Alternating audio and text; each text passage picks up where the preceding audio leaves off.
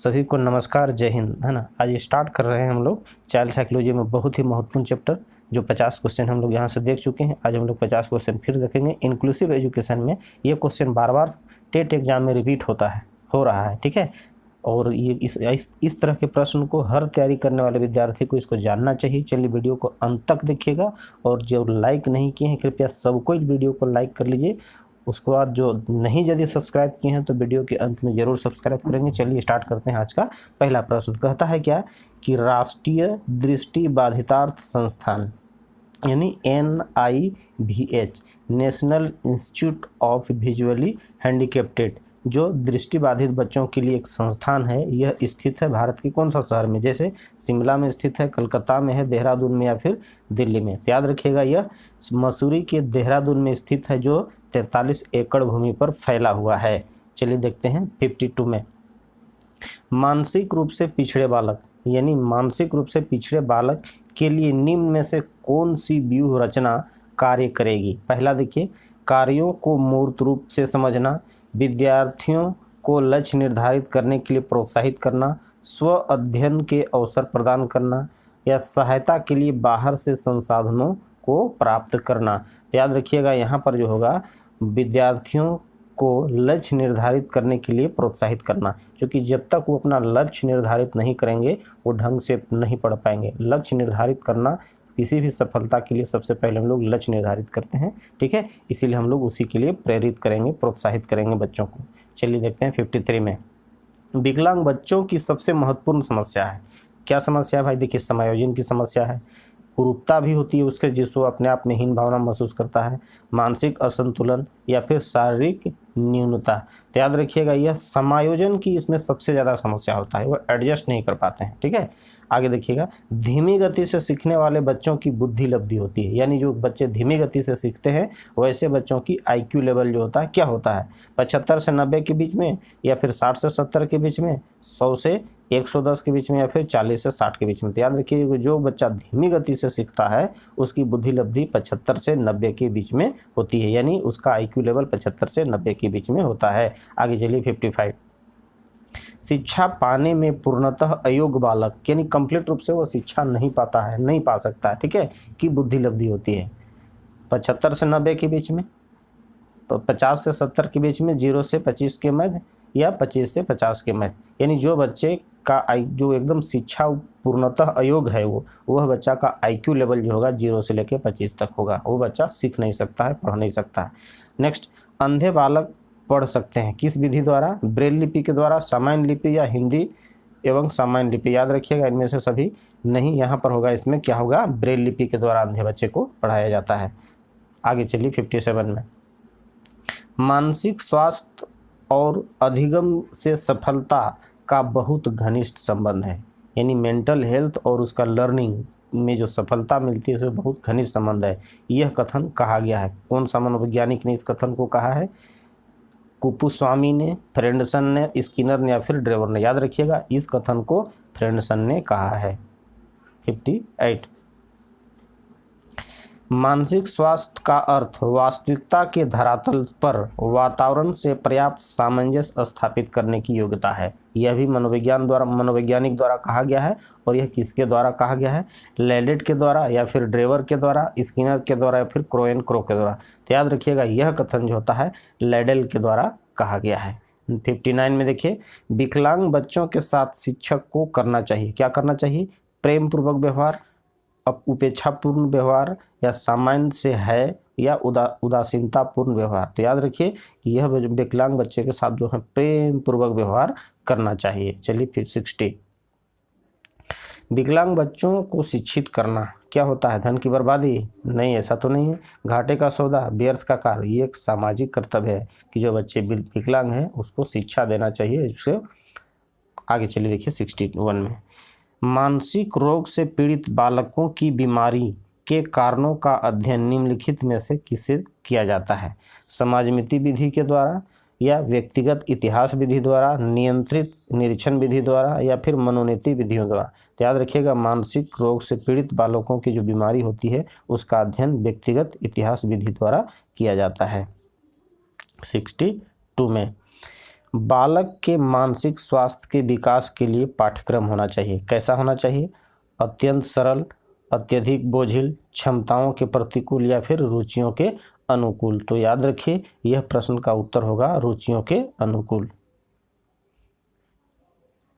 यदि बच्चा 16 को 61 पढ़ता है, यानी 16 को वह क्या करता है? 61 लिखता है, यानी उल्टा लिखता है। 16 को क्या करता है? 61 लिखता है। 6 को इधर और 1 को इधर करके लिखता है। तथा 6 जो होता है 6 को वह डी के मध्य में अंतर नहीं कर पाता है, यानी लिखा हुआ है 16 और 61, इसके मध्य में अंतर नहीं कर पाता है। तो क्या होता है? यह बच्चा किस प्रकार का दोष से वह पीड़ित है? दृष्टि दोष से, सीखने में अक्षम, या मानसिक दोष या फिर मानसिक क्षय। तो याद रखिए बच्चा जो होता है सीखने में अक्षम है, सीखने में ये बच्चा अक्षम है। 64, विकलांगों को सामान्य शिक्षा व्यवस्था में शिक्षित करना चाहिए क्योंकि वे सहानुभूति के पात्र हैं। उन्हें सामान्य जीवन में अपने आप को समायोजित करना है। उन्हें भी शिक्षित करना आवश्यक है। उनकी शारीरिक कमजोरी और मानसिक कमजोरी को बढ़ाता है। तो यह प्रश्न का आंसर होगा 2, यानी उन्हें सामान्य जीवन में अपने आप को समायोजित करना है। नेक्स्ट 65 में यूनेस्को ने किस वर्ष विकलांग को अंतर्राष्ट्रीय वर्ष घोषित किया? बहुत ही इंपॉर्टेंट प्रश्न है। 1992, 1985 या 1975 या फिर 1982। तो याद रखिएगा यह जो होता है यूनेस्को ने विकलांग को अंतर्राष्ट्रीय वर्ष जो घोषित किया था 1982 में किया था। 66, समावेशी शिक्षा के अंतर्गत आते हैं अधिगम अक्षमता वाले बालक, श्रवण दोष वाले बालक, दृष्टि दोष वाले बालक, या उपरोक्त में से सभी। तो इसका आंसर उपरोक्त में से सभी होगा। 67, शारीरिक विकलांगता का कारण नहीं है, पूछा है, नहीं है। चिंता, जन्मोपरांत चोट, जन्म पूर्व क्षति, या फिर आनुवंशिक कारक। तो यहाँ चिंता जो होता है शारीरिक विकलांगता का कारण नहीं है। बाकी जन्मोपरांत चोट, यानी जन्म के बाद कभी चोट लग जाता है जिससे उसको विकलांग हो सकता है। जन्म पूर्व की भी क्षति होता है तो उसमें विकलांग हो सकता है। आनुवंशिक कारक भी होते हैं, इसमें आंसर होगा चिंता। चलिए 68 में शारीरिक विकलांगता का कारण है भाषा भिन्नता, चिंता, जन्मोपरांत क्षति, या फिर पारिवारिक समस्या। तो यह होगा जन्मोपरांत क्षति जो होता है शारीरिक विकलांगता के कारण है। बाकी भाषा भिन्नता नहीं होगा, उसको भाषा और फिर शारीरिक से कोई संबंध नहीं है। आगे चलिए देखिए 69 में विकलांग जन अधिनियम में कुल कितने प्रकार की विकलांगता को चिन्हित किया गया है? 5, 7, 6 या फिर 8। तो याद रखिएगा विकलांग जन अधिनियम में के अंतर्गत विकलांगता के 6 प्रकार को यानी चिन्हित किया गया है 6 के। अब देखिए विकलांग जन अधिनियम कब पारित किया गया? बहुत ही इंपॉर्टेंट प्रश्न है, जानना भी चाहिए इस तरह का। चलिए देखिए विकलांग जन अधिनियम कब पारित किया गया? 1990 में, 1992 में, 1995 या फिर 1996 में। याद रखिएगा ये 1995 में पारित किया गया था। पोलियोग्रस्त बालक को शारीरिक रूप से विशिष्ट बालकों की किस श्रेणी में रखा जाता है? यानी पोलियोग्रस्त बालक को शारीरिक रूप से विशिष्ट बालकों की किस श्रेणी में रखा जाता है? सांवेगिक रूप से विकलांग, गतिक रूप से विकलांग, बहुल विकलांग, या फिर अन्य। तो इसका आंसर होगा गतिक रूप से विकलांग। जन्मजात शारीरिक विकलांगता का कारण है जन्मजात गुणसूत्रों में असामान्य संयोग, ठीक है। भ्रूणावस्था में माँ के शरीर पर दबावों का असर, ये भी हो सकता है। माँ का एड्स से ग्रसित होना, यानी उपरोक्त में इसका सभी होगा। यानी सभी क्या होते हैं? जन्मजात शारीरिक विकलांगता के कारक हैं। कौन सी संस्था चक्षु विकलांग यानी आँख, ठीक है, चक्षु विकलांग के लिए कार्य कराने वाली व्यक्तिगत और सामाजिक संस्थाओं के क्रियाकलापों को समन्वित करती है? National association for the blind, दृष्टि विकलांग संस्थान, राष्ट्रीय दृष्टिहीन विकलांग संस्थान, या इनमें से कोई नहीं। तो इसका आंसर होगा national association for the blind, इसका आंसर होगा 74। रीढ़ की हड्डी में विकृति कैसे विरूपण का उदाहरण है? यानी रीढ़ का हड्डी में जो विकृति आती है वो किस प्रकार के विरूपण का, किस प्रकार के विकलांगता का उदाहरण है? स्यानुविक विरूपण, वैधिर, विरूपण, घोष विरूपण या फिर वंशगत विरूपण, ये सभी विरूपण के प्रकार हैं, जिसमें से इसका आंसर पहला होगा। 75 भारतीय संविधान का कौन सा अनुच्छेद, बहुत ही इंपॉर्टेंट प्रश्न है, भारतीय संविधान का कौन सा अनुच्छेद विकलांग व्यक्तियों के कल्याण से संबंधित है, यानी आर्टिकल 46 एंड 42 या फिर 41 व 46, 42 व 43 या 14 एवं 15। तो याद रखिए इस प्रश्न का आंसर जो होगा मेरा आर्टिकल 41 एंड 46, यानी इसका आंसर मेरा दूसरा होगा। 76 रेल मंत्रालय विविध प्रकार से विकलांग व्यक्तियों को किराया में छूट देता है, यानी विभिन्न प्रकार के विकलांग व्यक्ति हैं उसमें किराया में छूट देने का ये प्रावधान है। कितना, 15 से 75% तक छूट दे सकता है, या फिर 25 से 50%, 75 से 99%, फिर 100%। तो याद रखिएगा विभिन्न प्रकार के विकलांग व्यक्तियों के लिए जो होता है वो छूट देने का प्रावधान जो है रेल मंत्रालय द्वारा 15 से 75%, यानी पहला आंसर इसका सही होगा। नेक्स्ट, रेल मंत्रालय अंधे व्यक्ति के लिए किराए में छूट देता है, वहाँ पर किसी भी प्रकार का विकलांगता हो सकता है, लेकिन यह सिर्फ अंधे व्यक्ति के लिए है। किस प्रकार के व्यक्ति के लिए है, सिर्फ अंधे व्यक्ति के लिए। यह इसमें देखिए 15 से 75%, या फिर 25 से 50%, या 75 से 99%, फिर 100%। तो याद रखिए अंधे व्यक्ति के लिए रेल मंत्रालय 100% उसके किराया में छूट देता है। 78 विश्व विकलांगता दिवस प्रतिवर्ष मनाया जाता है, किस तिथि को मनाया जाता है, मार्च के प्रथम रविवार को, मार्च के द्वितीय रविवार को, मार्च के तृतीय रविवार को, या फिर मार्च के चतुर्थ रविवार को। तो याद रखिए कि विश्व विकलांगता दिवस जो होता है प्रतिवर्ष मार्च के तीसरे रविवार को मनाया जाता है।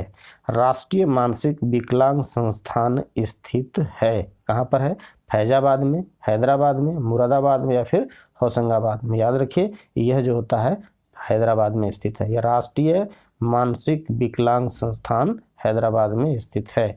80 आंशिक अंधता को जन्म देता है, यानी आंशिक रूप से अंधापन का कारण क्या है, धूल, धूप, धुआं, या इनमें से सभी। तो ये सभी जो होता है आंशिक रूप से विकलांगता का कारक हैं। राष्ट्रीय अपंग विकलांग संस्थान, याद रखिए राष्ट्रीय अपंग विकलांग संस्थान स्थित है देहरादून में, हैदराबाद में, मुंबई में, या फिर कोलकाता में। याद रखिए यह जो है कोलकाता में स्थित है। 82 राष्ट्रीय श्रवणहीन विकलांग संस्थान, देखिए याद रखिए कंफ्यूज नहीं करना है, सभी विकलांगता के अलग अलग प्रकार हैं, और यहाँ पूछा जा रहा है राष्ट्रीय श्रवणहीन यानी सुनने संबंधी विकलांगता संस्थान स्थित है कहाँ, देहरादून में, हैदराबाद में, मुंबई में, या फिर कोलकाता में। तो इसका आंसर मेरा होगा मुंबई में, यानी सुनने संबंधी विकलांग संस्थान कहाँ है, मुंबई में। विकलांग व्यावसायिक पुनर्वास केंद्रों की संख्या कितनी है, 16, 17, 18 या फिर 20। तो इसका आंसर होगा मेरा 83 में होगा, ये 17 इसकी संख्या है।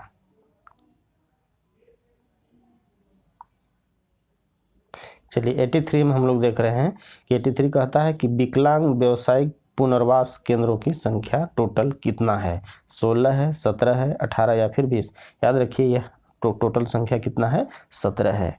84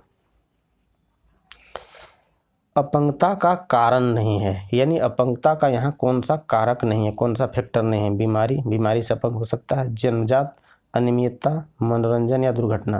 तो यहाँ देखिए सिर्फ मनोरंजन से वह अपंग नहीं हो सकता है, बाकी जन्मजात भी हो सकता है, दुर्घटना है वहाँ भी अपंग हो सकता है। इसका आंसर मेरा 3 होगा।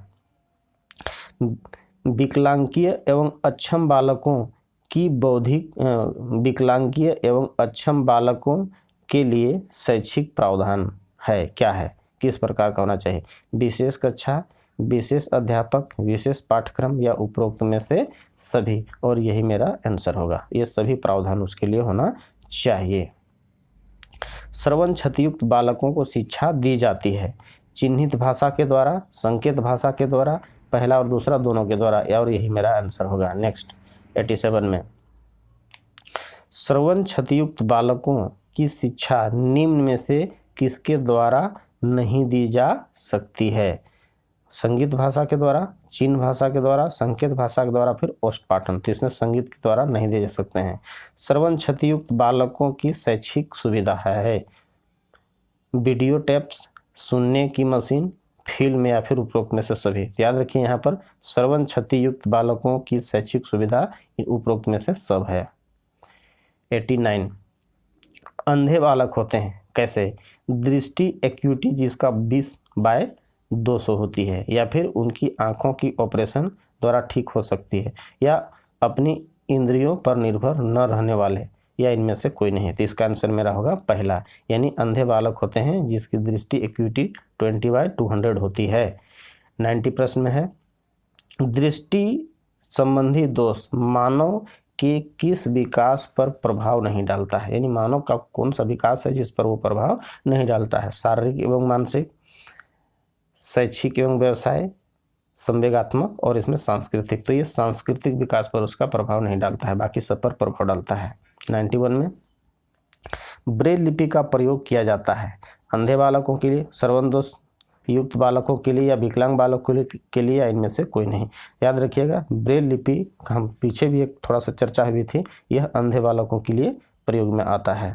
92 शारीरिक रूप से अक्षम बालक निम्न में से किस प्रकार के नहीं होते हैं? ठीक है, लंगड़े नहीं होते हैं शारीरिक रूप से, लूल्हे या पोलियोग्रस्त, जड़ बुद्धि वाले, या फिर सभी। तो इस प्रश्न का आंसर मेरा होगा जड़ बुद्धि, यानी शारीरिक पूछा गया है। ठीक है, शारीरिक रूप से अक्षम बालक जो होते हैं जड़ बुद्धि वाले नहीं होते हैं। बोलने की दृष्टि से संबंधित नहीं है, कौन नहीं है? आवाज़ की समस्या, हकलाने या तुतलाने की समस्या, या अशुद्ध उच्चारण। ये बोलने के सभी त्रुटियां हैं, यहाँ पर तेज बोलने वाला इसकी त्रुटि नहीं है। 94 मनुष्य की आवाज़ का वर्णन निम्न में से किसके द्वारा किया जा सकता है? स्तर, उच्चता, गुण। याद रखेंगे, बहुत इंपॉर्टेंट प्रश्न है और ऐसे प्रश्न में कन्फ्यूजन होता है। ठीक है, तेजी, ऊंचाई, स्तर, लय, गंभीरता, सुरीलापन, या इनमें से कोई नहीं। तो यहाँ पूछा गया है मनुष्य की आवाज़ का वर्णन निम्न में से किसके द्वारा किया जा सकता है? स्तर से, उच्चता से और गुण से। 95 बालकों में भाषा दोष व उच्चारण की समस्या को किस आयु में गंभीरता से सुधारा जा सकता है? ठीक है, यानी बाल्यावस्था में, किशोरावस्था में, शैशवावस्था में, या फिर युवावस्था में। तो यह शैशवावस्था में ही इसका हम सुधार सकते हैं। इसके बाद फिर सबसे आसान होता है इसी में शैशवावस्था। आगे चलिए 96 प्रतिभाशाली कथन दिया हुआ है, इस पर विचार करना है। प्रतिभाशाली व्यक्तियों की मानसिक प्रक्रिया में तीव्रता एवं चिंतन अधिक होता है। दूसरा कहता है पाठ्यक्रमों में अधिक अभिरुचि होती है। तीसरा कहता है मंदबुद्धि या सामान्य बालकों में अभिरुचि कम होती है। ठीक है, और यहाँ पर कह रहा है कि उपरोक्त कथनों में से कौन सा कथन जो है वह सत्य है। तो याद रखिए यहाँ पर प्रतिभाशाली व्यक्तियों की मानसिक प्रक्रिया में तीव्रता तथा चिंतन अधिक होती है, और यही मेरा आंसर होगा पहला, इसका आंसर होगा। नेक्स्ट 97 में कक्षा में एक बच्चा अपनी अपंगता के कारण तिरस्कृत कर दिया जाता है, यानी कक्षा में अपंगता के कारण उसको तिरस्कृत कर दिया जाता है। अध्यापक को उसे पढ़ाने हेतु अभिप्रेरित करने के लिए उसकी कौन सी आवश्यकता की पूर्ति करनी होगी ताकि वह फिर से मन लगा के वो पढ़ सके? तो क्या होगा ये? शारीरिक आवश्यकता, सुरक्षा की आवश्यकता, संबंध जोड़ने की आवश्यकता, या फिर सम्मान पाने की आवश्यकता। तो याद रखें यह प्रश्न में होगा संबंध जोड़ने की आवश्यकता, यानी उससे अच्छा रिलेशन तुरंत बना लेना है और फिर उसको उसके दिमाग को शांत करके फिर उसको पढ़ाई के लिए बैठा देना है। 98 में यदि कक्षा के कुछ छात्र कमज़ोर दृष्टि के हैं, यानी उसका विजिबिलिटी जो है कम है, तो उन्हें आगे बैठाया जाना चाहिए। आगे देखिए, उन्हें इलाज की सलाह देना चाहिए। उनके अभिभावकों को बुलाकर, यानी उनके किसको? छात्र के अभिभावकों को बुलाकर इलाज की सलाह दी जानी चाहिए।